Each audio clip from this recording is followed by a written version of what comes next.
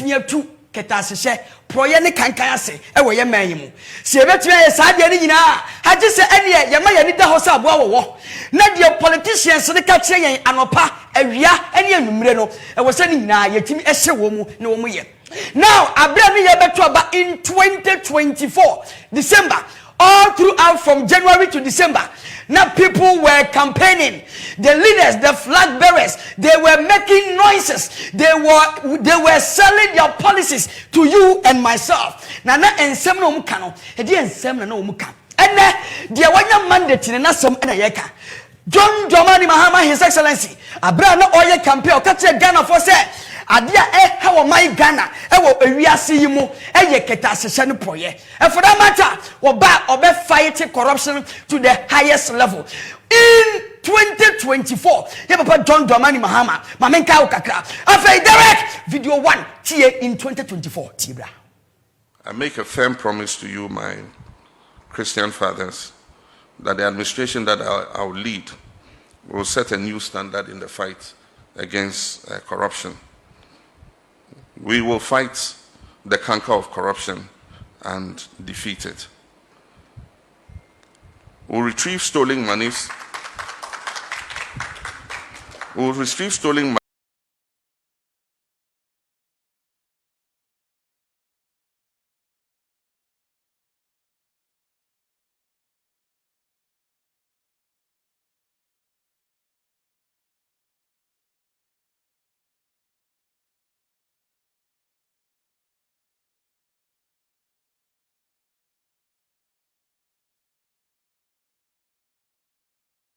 I make a firm promise to you, my Christian fathers, that the administration that I will lead will set a new standard in the fight against corruption. We will fight the canker of corruption and defeat it.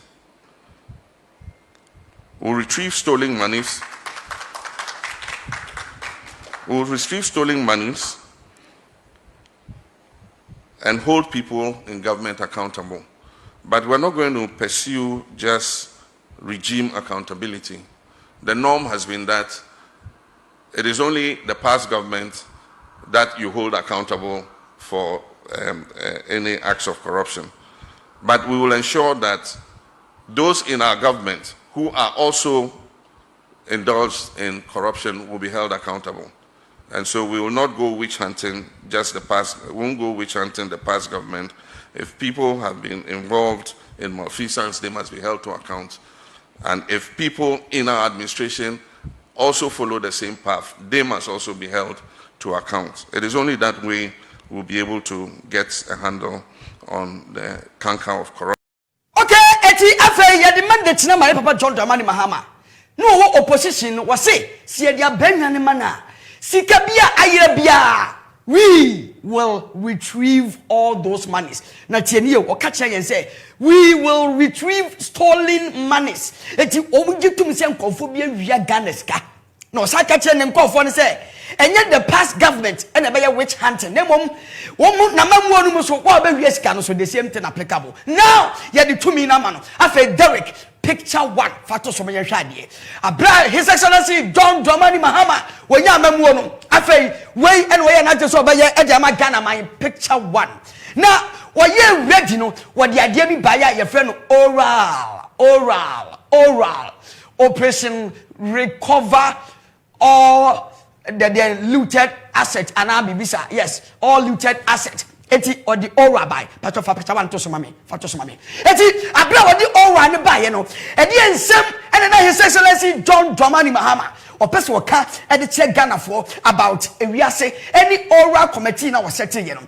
And he might be and then person what they have to so had Ghana for Ghana for who say Ampa. Eti yes, and ye afei the mandate of the aura. The mandate of the aura and no but is it the picture 1 picture 1 mommy picture 1 and a mami. This is the second side.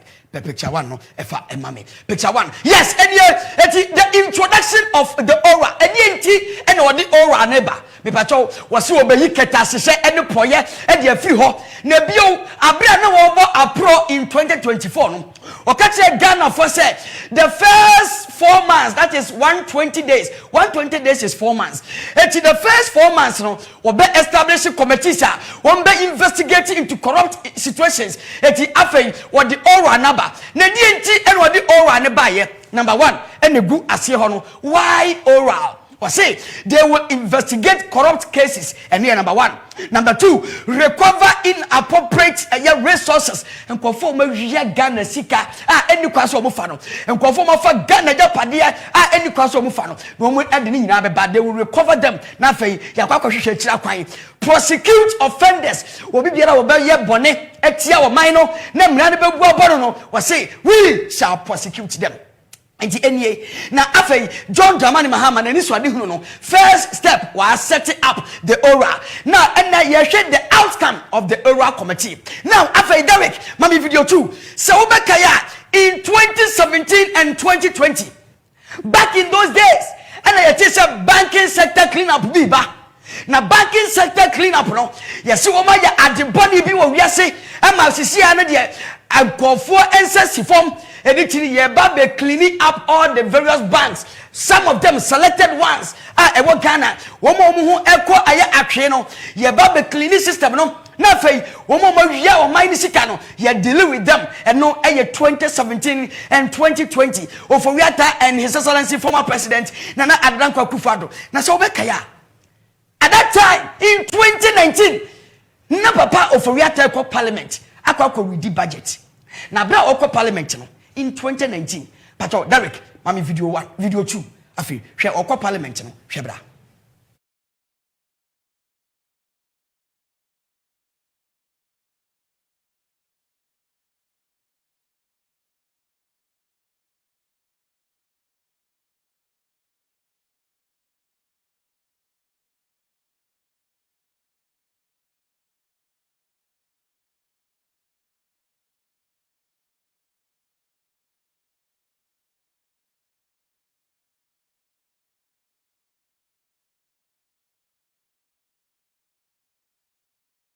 Okay, eti do me na chi asrafo wahu kind Ghana parliament or kind budget. Now in 2019, wo wura ma se bagafie no, wo to Ghana fo nyina anim say the various banks bi wo ho Omu adi omu sika oma ye niam bone etia wo man Ghana any customers are yesebu yesika wo ho and for that matter ye go bank no na obi biara wodi bone e wo bank guayi mu bia no emra no ene ne bedi ofuri atagina simpie so video 3 Derek yentie na semo ka kire ma se bodwafie in 2019 budget reading tiebra.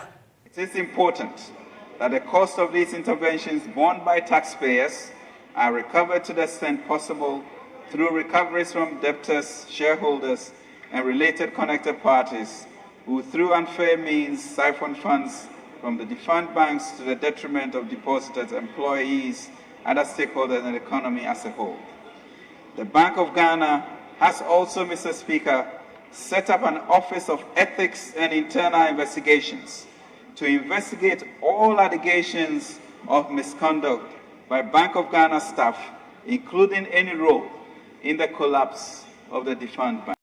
Eti oforiata kache Ghana for say enkonfo siphon funds omdo sabo eye sikapudio bi mu ama banks ne agu and for that matter emra no omu bedi aniti yagu bank na yaje bank no na yesiesie no omu say yebo so obi asika nyira me do free baby me say the outcome of the oral committee report no na me be ma wade bi sisi a the tiam di free the banking sector e dey ban. Now in 2020 His Excellency former President Nana Addo Akufo-Addo ejina na se bedwafie na a state of the nation address sona no ka kire Ghana for say enam say na banking sector no eye week in 2016 and na ono obeso muntina bank na gudada na obeso mu no sisi a wagu bank na siesie ni ye na obi asika anyira obi bia ni wa hwe na djuma in 2016 e wo sa abre na banks ni kunu obeso mu no in 2020 wasiesie all the banks ama sisi a banks ni nyina ejina mu na so pampe in 2020 video 4 Derek Tibra.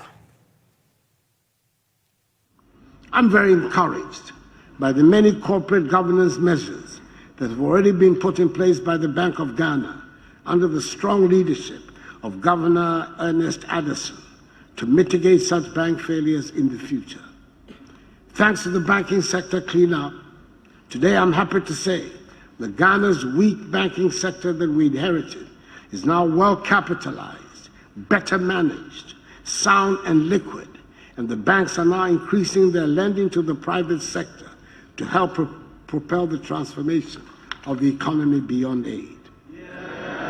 Okay, it's another good for the catch Ghana for say banking sector cleanup no e idea sabi na nimdie ni nyansa wom a ebeboa wo man no ma manager na so nti banks no ti say do mu gina wo na so na no and at that time the NPPs vehemently they supported the cleanup of the banks. Na tienie MPs, assemblymen, and kwahwe ababia e gina mu defended the cleanup of the banking sector. And no, and about me spokesperson at that campaign period or no the campaign manager na bibisa. Miracle Dennis Abuaje okotina PCFM e ka kire wiase nyina in 2024 say banks na egu ye no a na Danko Akufo-Addo begu no e John Mahama and 2016 ogu banks no e John Mahama and 2016 ogu bank no video 5 mpatotie Dennis Miracle Abuaje e wo PCFM bra enti otwantro e kekere ntro e de kari Akufo aban e magana fo gitomoto aba mom e hu sunsuanso ne say ye do 2016 no na banks na no mu di echi say emeje bosia e wo Akufo abreso no ye do 2016 na banks na gu to the extent say a bank craft Fesika former President Mahama, and that's one of the things that we never talk about. Let it be put on record. Okay, we say and the MPP are buying I don't know 12 billion e collapse banks wa brand banks ni 9 billion na dey save you. Now this morning I am putting it on record here. Say before Nana Danko Akufo-Addo and the government of Ghana took a decision, say banks no should be merged, no.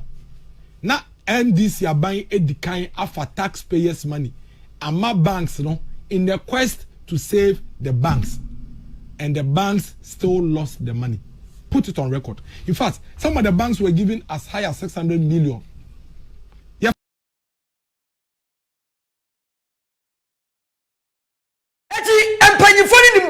At that time, omu defende say banks na agunu eyade papa na Danko Akufo-Addo aguna won siesie na John Mahama na agunu ama Dennis Miracle Abuaje on the same show e ka tire wiase ni Ghana fo nyina say Satan John Dramani Mahama pension no omu egu banks ni sika na omu wiaye no omu de koye galamsey e was Zimbabwe.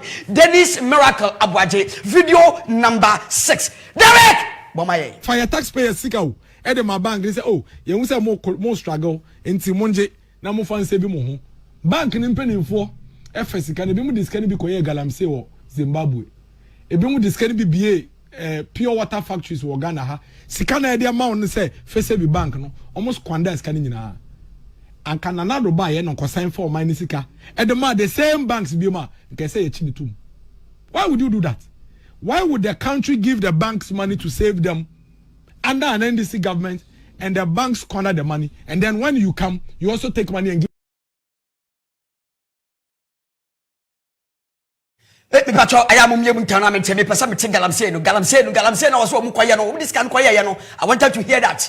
And yes, papa. Now on that note, Dennis Miracle Abuaje catch Ghana for we are seeing say bank bi any where go here and then another Danko Akufo-Addo. Bank bi go video 7 Tibra. It is never true that Nana Akufo-Addo collapsed banks. In fact, no bank was collapsed. What was done was measure. Now, measure. Their friend collapsed, and their course work DKM. God is good. And 82 microfinance companies they go under John Mahama. No? And I explain to you. Sub microfinance. Oh, isn't that?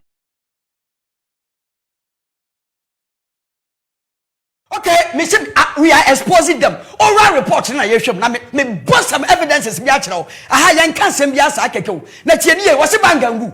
Na customers no mo wai. Say a measure dia cause of the managing director ko Ghana Commercial Bank.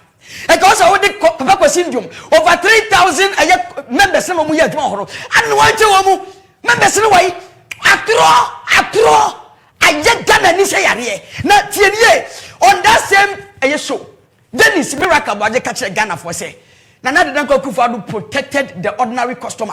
Said the buyer musika enhye. Maybe tell the enche ya atro no. Protected the customers. Said the musika enhye. Tie video 8 bia. Direct video 8 sector for this country. Now financial sector enka ba begu to say na microfinance no gu ye no under John Mahama no. Enti what you had to do that sector for this country. Now financial sector enka ba begu to say na microfinance no gu ye no under John Mahama no. Enti what you had to do ne say obepe kwan bi abefa so a obe make sure say depositors ni sika no will be protected. Enti the oya ne say GCB mo de mo ahoden enti e be ya monji UT Bank nhye mo free mamu na UT Bank customers ni na ambeka mo na mo hwe mo Capital Bank mo koka GCB ho mo ma kekeka no yen keka mo mbom na yen form bank mo consolidated bank. That is how Akufo-Addo saved Ghanaian depositors. Millions of the Ghanaian depositors in this country. We say, oh, and saving the ordinary customer at one any year. Maybe and conform that's what Ghana Umisika come on Misankana. Because ye so was saving Usika dia and your sons are Usika. I no clear, same conform what Ghana Umisika Umisanka. And conform what Ghana bank sector clean up on Umisika say, it's a yatro of what? Nobody, most of them, Omisika, Omisanka. It's a yatro. Na fetiye. When we na ye nyam hu hwe. Me say me ba ora no so. So I say omunya hwe. Na fe in 2020, Papa John Dramani Mahama gina simpi so. E ka kire Ghana for say mo di 2 minimum ya. Me ba afei Papa John Dramani Mahama, Your Excellency, I need him. But sa commitment you need to fulfill it with due respect as early as possible, as soon as possible. You need me ba bob wakasa wakasa natural. Minim so we fee. John Dramani Mahama, Your Excellency, in 2024, abia ye campaign ka kire Ghana for say you demand the trimana. Obi biara sika ayira bia obetua ma no. In abia ye de tumi na ma no. Obi bia sika obetua ma no. Video 9 tiebra.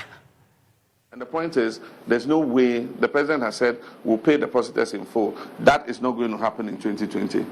If government even will pay that money, it's going to be spread out over the next 4 years. And so depositors cannot sit and think that this year they're going to get their money.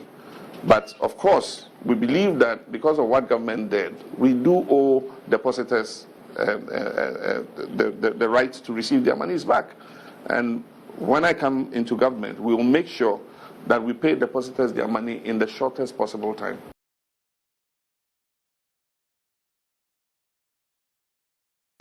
Yes, wait. We say, you can't catch now. Yes, Papa John Dramani Mahama. When we come to power, we say, yes, we believe that we do owe depositors their money. And here, number one. Number two, as early as possible, when we come to power, we will pay them. These 2 words, but the customers are not air train. And when Papa John Dramani Mahama say, Mr. Bobby.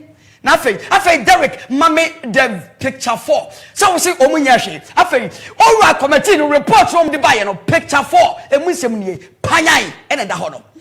Banking sector cleanup, Panyai. All right, say, and confirm with your pepe, and confirm with your papa. Sir, 25 billion Ghana cedis banking sector cleanup. You see, I am one night. I am from Prete. I am fraba. And that one. And conform Yansan oral report to the Chi woman. And yet, says the Kano Wahine, you see, you thanks to the oral. Omo Yede, say your Chiasicanina, Omo Yede, say Afe, Obia Dika, you bet Chianino, says the Kano uncle, et the oral. I capture any that honor. Who's making Kenya? I have why King why almost about 12 billion Ghana cedis and that's dollars. And no, I was here. 25 billion banking sector cleanup. Sikaya this year bank and so I'm confirmed sign Komisika. Ora or Juma. This is number 1. A report from the Ora committee report and no and a year show Munka Kranka and what Ghana tea. Near the Sembian conformic Kayano. Yabu Yatron, I suppose you say a throne catch Ghana. After Yani Ati. After